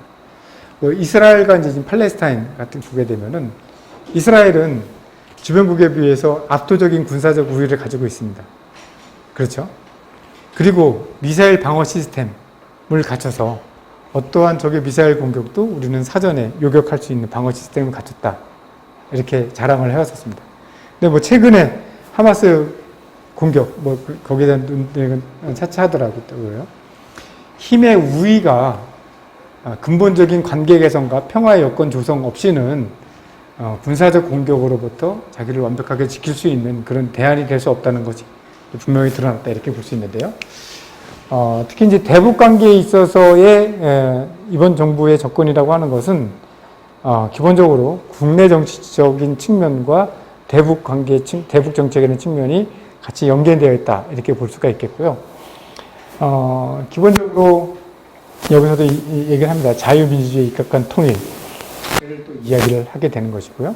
그리고 대북 관계에 있어서 실제로 압도적인 힘에 의해서 북한이 그러한 북한은 이제 그걸 압도적 힘의 차이로 제압하겠다, 이제 그런 의지를 가지고 있고, 그것의 방편으로서 추진하는 것이 쉽게 얘기하면은 한미일 군사 공조, 외교 공조를 강화하겠다라는 것이 이제 전략이라고 볼 수 있겠습니다. 미국은 중국을 견제하기 위해서 인도 태평양 전략이라는 것을 들고 나왔습니다. 예전에는 이제 태평양을 강조했었는데 지금은 중국에 보다 가까이 있는 인도양과 태평양 지역을 연결해서 하나의 축으로 싸서 중국을 견제하겠다. 주요 협력 대상국으로는 일본, 인도, 호주를 두고 그 영역 내에 있는 기타 국가들도 대중국 견제 정책인 인도 태평양 전략에 포함시키겠다라는 그런 전략을 가지고 있죠. 여기에 한국이 굉장히 적극적으로 가담을 하게 됩니다. 거기서 따르는 반대급부적인 현상은 반중 정책, 뭐 공개적이지 않다 하더라도 거의 그 중국 견제라고 하는 부분에 있어서 가장 국제적인 차원에서 봤을 때 가장 선봉에 서지 않았나 이렇게 생각이 됩니다. 그래서 실제로 한국과 중국의 관계는 굉장히 지금 경색되어 있는 그런 관계로 볼 수가 있겠습니다. 최근 이제 에이펙 정상회담이 미국에서 있었잖아요. 거기서 보게 되면은, 근데 역설적으로 미국과 중국의 정상은 모여서 4시간 동안 회담을 하고, 대만을 침공하면 미국이 막 해서 전쟁할 것처럼 막 서로 그러다가 어느 순간에 보면은, 평화에 대한 의지를 다지고, 군사적 긴장을 완화하고 경제적인 부분에 협력을 하겠다. 이렇게 또 갑니다. 일본도 중국과 또 정상회담을 했습니다. 우리나라 정상은 그간 한미일과 한편이 돼서 중국을 강하게 압박하는 데 앞장을 서고 그것에 대한 대가로서 대북 견제에도 오히려 점할 거다. 이렇게 생각을 했는데, 미국과 일본이 그렇게 굉장히 국익 앞에서 굉장히 유연한 전략을 취하면서 중국과의 관계도 또 다른 국면을 맞게 되는 거죠. 한국 정상은, 대통령은 시진핑 주석과 62초간, 무려 62초를 환담을 했다고 합니다. 그 차원에서 사실은 힘의 우위를 위한 평화라고 하는 구상 속에서 한미일 공조에 거의 올인했다 이렇게 볼 수 있어요. 특히 이제 일본과의 공조를 강화하게 되는데, 일본 정상과는 올해 벌써 7번의 정상회담을 가졌습니다. 굉장히 아시겠지만 일본 오염수 방출과 관련해서도 실제로 우리나라의 국익보다는 일본의 핵 오염수 방출에 따른 안전성을 홍보하는 데 우리나라 국가 예산이 쓰이고 있는 그런 형국이다 이렇게 볼 수가 있는 그런 상황이라고 볼 수가 있겠고요.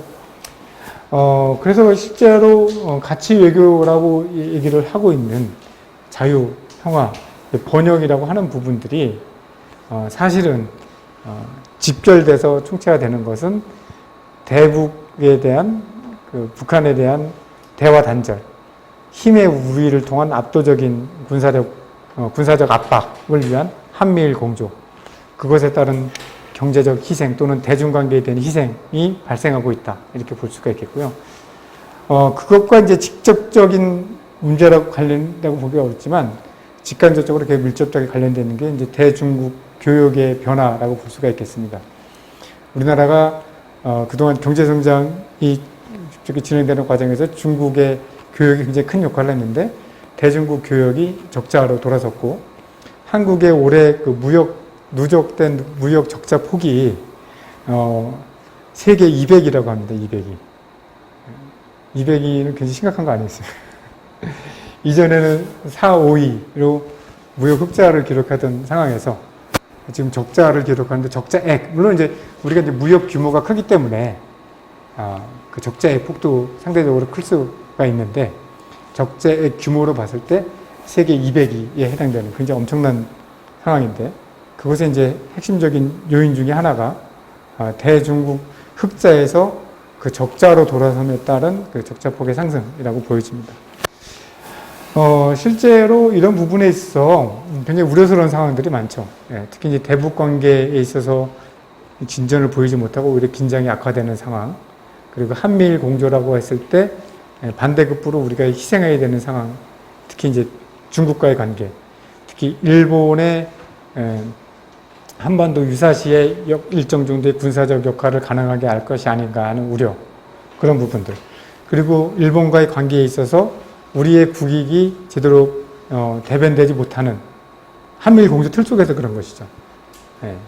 그런 부분들이 보일 수가 있습니다. 그리고 이제 가치 외교라고 하지만 실제로 우리가 추구하는 국제적으로 보편타당한 국제적 규범과 가치에 부합하는 것인가, 거기에 합당하는 외교를 하고 있는가라 봤을 땐 또 그렇지가 않다는 것이죠. 뭐 예를 들면 이제 하마스를 규탄하지만 이에 엄청난 희생자를 낳으면서 이제 민간인 사상자가 발생하고 있는 이스라엘의 공격에 대해서는 이제 침묵하고 있는 그런 상황이라고 볼 수가 있겠습니다. 그래서 애초에 이제 전 정부 평가에 있어서 이제 가장 높게 긍정적으로 그나마 상대적으로 평가가 좋았던 외교적 부분이라고 하더라도 저는 사실 아까 말씀드렸듯이 이제 국제정치에 더 관심이 있는 그 공부를 하고 있는 사람인데 외교적 측면에서 볼 때는 오히려 가장 참담한, 그리고 이 결과를 쉽게 되돌리기 어려울 정도로 우리나라 외교 자체가 실종되는 것이 아닌가. 해외에 많이 나가는 것 자체가 문제가 아니라 나가서 무엇을 하는가가 문제인데, 사실 나가서 하는 행동들이 나갈 때마다 굉장히 논란이 되잖아요. 그죠? 예, 그리고 거기서 보여주는 사진 찍히는 거라든가 이런 걸 보면은 쇼핑이라든가 하여튼 뭐 여러 가지 문제적 상황들이 있습니다. 그래서 실제로 외교가 실종되는 그런 상황이 아닌가, 굉장히 우려스러운 상황이라고 볼 수가 있겠습니다. 경제 위기 뭐 이건 좀 생략하도록 하겠습니다. 일단 그렇다면 경제 실적이라도 좋아야 될 텐데 그렇지가 않다는 거, 그리고 여러 가지 투자, 무역 이런 부분에서도 굉장히 우려스러운 성적을 내고 있다는 부분에서 여러 가지 측면에서 이제 우려가 증폭되고, 이런 부분들이 근본적 원인, 대책 이런 부분과 관련지어 생각할 때는 민주주의의 위기에서 비롯된 그런 문제들이 아닌가 이렇게 생각됩니다. 좀 두서없이 말씀을 드렸는데 원래 계획했던 시간 1시간 반 돼서 여기도 말씀 마치도록 하겠습니다. 네, 최서윤입니다. 지금 말씀하신 부분 굉장히 중요한 부분이라는 생각이 드는데요. 근데 사회민주주의 국가 같은 경우에는 뭐 스웨덴이나 캐나다 같은 경우에는 제 개인적인 경험상 굉장히 마을 주민들이 자기들의 어떤 실질적인 어떤 삶의 문제를 해결하는 이슈를 가지고 생활 속에서 늘 토론하고 늘 또 시에 뭐 제안하고 안 되면 될 때까지 공동행동을 하는 굉장히 높은 의식 수준들을 가지고 있고, 기본적으로 처음부터 자기들끼리 민주적으로 굉장히 면밀하게 토론하는 그런 어떤 역량들이 갖춰져 있는 것들을 봤어요. 근데 이제 그만큼 정치 교육을 어려서부터 이제 학교에서 받아온 결과라고 보는데 우리나라는 이제 그게 토대가 잡혀 있지 않잖아요. 그래서 지금 이제 말씀하시는 그런 이야기들이 어쨌든 이제 민주시민사회 안에서 풀뿌리의 어떤 시민들의 어떤 단위에서 생겨나려면 적어도 저는 만약에 사례가 있다라고 한다면 우리나라 교육의 탓이 아니라 정말 자생적으로 생겨난 창조적인 어떤 좋은 그런 사례일 거라는 생각이 드는데요. 여기 이제 교수님 쓰신 책 제목이나 이렇게 보니까 뭐 아세안 지역이라든가 아니면 그건 우리나라에서 정말 이런 식의 어떤 시민들의 토론 을 좀 권장하고 또 이렇게 확산할 만하다라고 하는 그런 사례가 있는지 좀 여쭙고 싶습니다. 네. 아까 말씀드렸듯이 민주주의에 있어서 이제 개방성과 다양성을 확보하는 것이 굉장히 중요하다 이렇게 말씀을 드렸는데, 그것의 어떻게 보면 가장 이상적 형태가 뭐 전체가 참여하는 직접 민주주의가 불가능한 상황에서는 주요 현안과 이슈에 대한 수기 형태의 발전이 형태의 그게 굉장히 중요하다고 생각이 됩니다. 그래서 우리나라에서는 사실 이제 그런 부분들이 굉장히 미흡한 부분이기도 한데, 하나 예를 들자면 이제 일전에 이제 문재인 정부에서 원전 운영 가동 중단 여부에 관한 추기를 거친 적이 있었죠. 그리고 또 하나는 이제 몇 년 됐는데요. 이제 통일국민협약이라고 해서 실제로 이제 남북한의 문제를 대함에 있어서 우리나라가 정권 교체별로 대북 정책이 굉장히 확연하게 급격하게 변화가 되면서 남북관계 경색되기도 하고 이렇게 되면 그게 굉장히 불안 요인입니다. 그랬을 때 남북한의 입장 차이도 굉장히 중요하지만 남남 갈등이라고 하죠. 한국 사회 내에서 대북 북한 문제를 가지고 갖는 갈등의 문제를 우선 해결해야 되지 않겠냐라고 해서 이제는 서울 지역 중심으로 해서 물론 이제 그 관련 기간에 이전 정부에서 있었던 건데 남남에서 보수와 진보 진영이 다 동의할 수 있는 그러한 우리가 대북 문제에서 이 정도는 우리가 원칙적으로 모두가 합의할 수 있지 않겠는가라는 것을 만들기 위한 수기 과정이 진행이 됐었습니다. 그것은 일반 시민들, 그러니까 거기에는 이제 뭐 직업군이라든가 연령이라든가 뭐 거주지라든가 이런 부분들에 대한 표본 추출이 이루어지게 되고요. 그 수기를 진행할 때 보통 시민들이 모여서 북한 문제 어떻게 생각해 그러면 이렇게 끝나지 않습니까? 의견 제시하고. 그때 수기 민주주의 형태라고 하는 것은 특정 이슈에 대해서 찬성과 반대에 대한 꼭 뭐 전문가가 필요한 건 아니지만 전문가적 입장에서의 일종의 기조 발제가 이루어지게 됩니다. 예를 들어서 뭐 가장 간단한 문제, 통일은 필요한가? 통일은 꼭 해야 되는가? 통일은 꼭 해야 된다라는 입장에서 의견 제시가 있게 되고 통일은 할 필요 없다라고 의견 제시가 있게 되고 그럼 그 의견을 들은 상태에서 그건 양쪽의 의견은 사실 팩트에 기반한 것이거든요.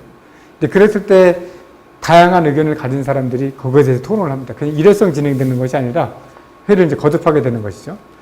그랬을 때 이제 그것이 이제 결과적으로 물론 그 과정에서 이제 많은 생각의 변화라든가 뭐 합의도 있고 물론 그 근본적으로 간격을 좁힐 수 없는 부분들이 있습니다. 그런 경우는 어떻게 되겠어요?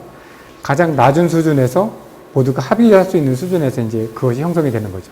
예, 그랬을 때 이제 결국은 아까 얘기했듯이 지금 말씀하신 것처럼 주민 자치의 측면에서의 지역 현안을 가지게 됐던 아니면 좀 더 큰 차원에서 문제가 됐던 의사결정 과정에 있어서의 주민 참여라고 하는 것이 그런 수기 민주주의 형태로 그것이 거기서 끝나는 것이 아니라 정책 결정 과정에 있어서의 주민 의사 반영의 중요한 통로로서 좀 제도화가 될 필요가 있지 않나 생각이 들고 실제로 이제 그런 부분들은 많은 민주주의의 여러 가지 부족한 점을 대의민주주의의 부족한 점을 좀 메꿀 수 있는 그런 가능성을 보이는 그런 사례들이 있다고 생각하고 수기민주주의 형태는 뭐 특정 영역과 이슈에서 실제로 많이 시행이 된 것으로 알고 있습니다.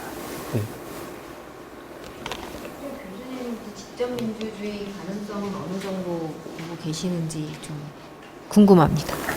뭐 직접 민주주의라고 뭐 온라인을 말씀하시는 거죠?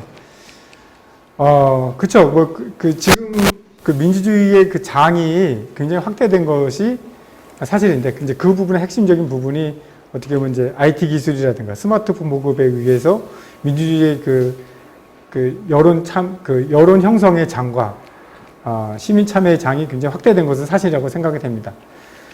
그렇지만 그 민주주의라고 하는 것, 직접 민주주의라는 것이 실제로 이제 의사결정뿐만 아니라 그 집행의 영역, 그리고 감시의 영역까지 포함이 되기 때문에 뭐 그것이 어느 정도 직접 민주주의 어떻게 정의하냐에 따라 다르겠지만 민주주의를 보완하고 시민 참여를 적극적으로 이끌어내는데 굉장히 긍정적 역할을 할 수 있을 것이다. 그렇지만 그럼 기본적으로 우리가 권력을 위임하고 그것에 의한 대리인의 역할을 부여하는 그런 부분에 있어서는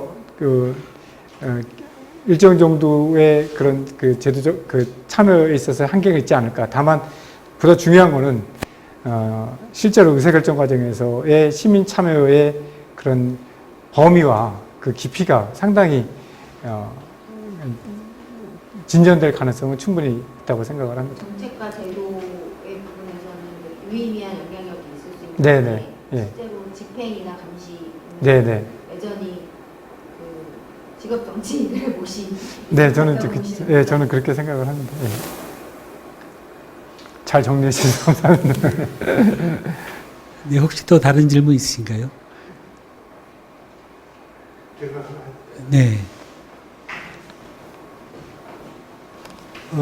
정치적 후퇴인지는 잘 모르겠는데 하여튼 저희 선택이 그렇게 됐죠. 지금 윤 정부를 선택했고 그런데 그 사실은 여러 가지가 좀 태행적이다 하는 건 다들 인지하고 있는 것 같아요.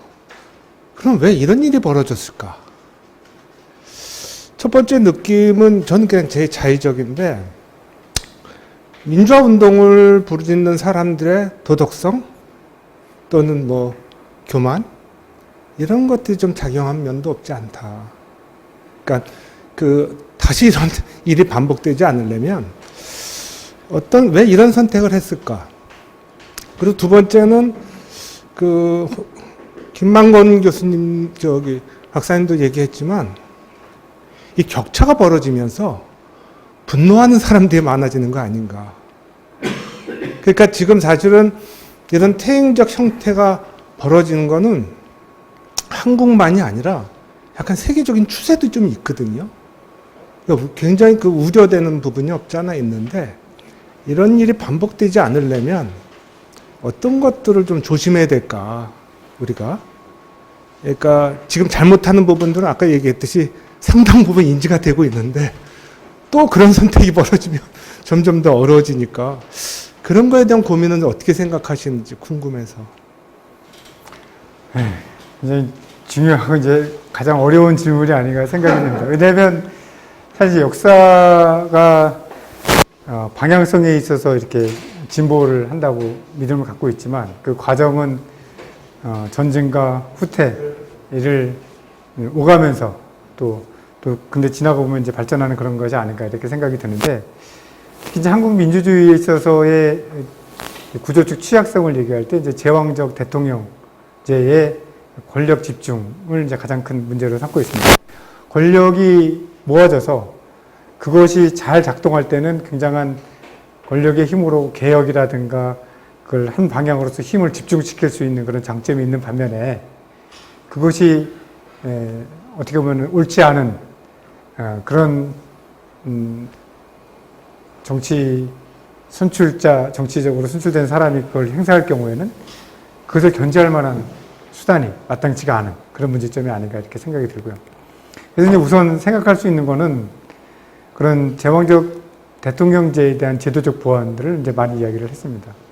그리고 이제 정당, 특히 이제 우리 총선에 다가오는 시점에서 봤을 때, 선거제도, 우리가 지금 가지고 있는 선거제도라고 하는 것이 우리가 이제 1인 1표 얘기를 하고 있잖아요. 모두가 동등하게 한 표를 행사하고 그 표의 가치는 다 동등하다 이렇게 얘기되는데, 실제로 그 민의를 대변하는가의 문제에 있어서 거대 정당에게 유리하게 편성이 되어 있는 소선거구제, 그리고 그것을 극복하기 위해서 마련된 준연동형 비례대표제조차도 사실은 지난 선거에서 보면은 이른바 이제 위성정당이라는 걸 만들어서 원래 제도 자체의 취지를 왜곡하는 그런 현상이 벌어졌잖아요.